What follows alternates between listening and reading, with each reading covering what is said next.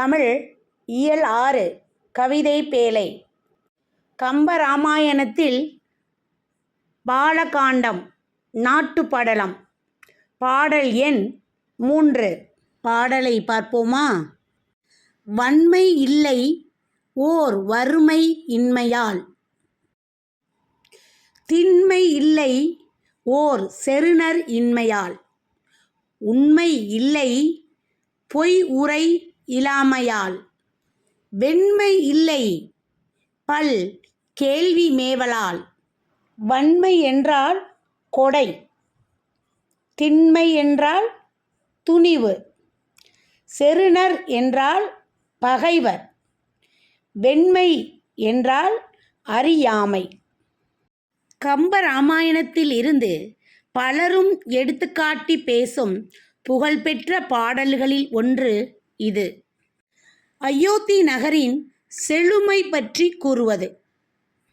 அயோத்தி நகரம் எதனால் பெருமிதம் பெற்று திகழ்கிறது? அங்கு வறுமை என்பதே இல்லை என்பதால். கொடைக்கு அவசியமே இல்லாமல் போய்விட்டது. பகைவர் எவரும் இல்லை என்பதால் அங்கு துணிவுக்கும் வேலை இல்லை. பொய்யுரை ஏதும் இல்லை என்பதால் உண்மைக்கும் பொருள் இல்லை. மிக்க கேள்வி அறிவு பொருந்தி இருப்பதால் அறியாமை என்பதும் இல்லவே இல்லை. இல்லை இல்லை என்று இடப்படும் இப்பட்டியலால் தொல்காப்பியத்தில் சொல்லப்பட்ட 4 பெருமிதங்களையும் அயோத்தி நகரம் தாங்கி நின்றது என்கிறான் கம்பன்.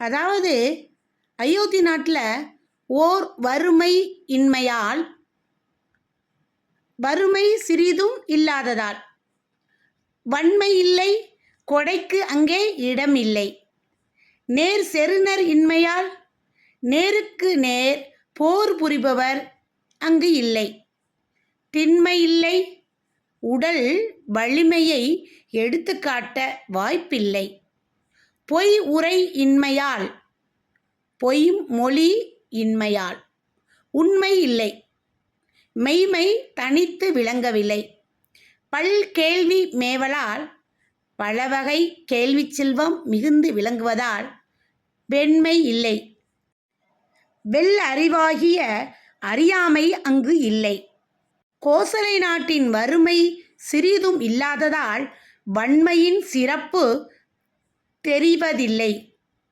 பகை கொண்டு போர் புரிபவர் அங்கு இல்லாததால் உடல் வலிமையை உணர வழி இல்லை, பொய் பேசுவோர் இல்லாமையால் உண்மையின் பெருமை தெரிய வழி இல்லை, கேள்வி ஞானம் மிகுந்திருப்பதால் அங்கு அறியாமை சிறிதுமில்லை என்கிறார் கம்பன்.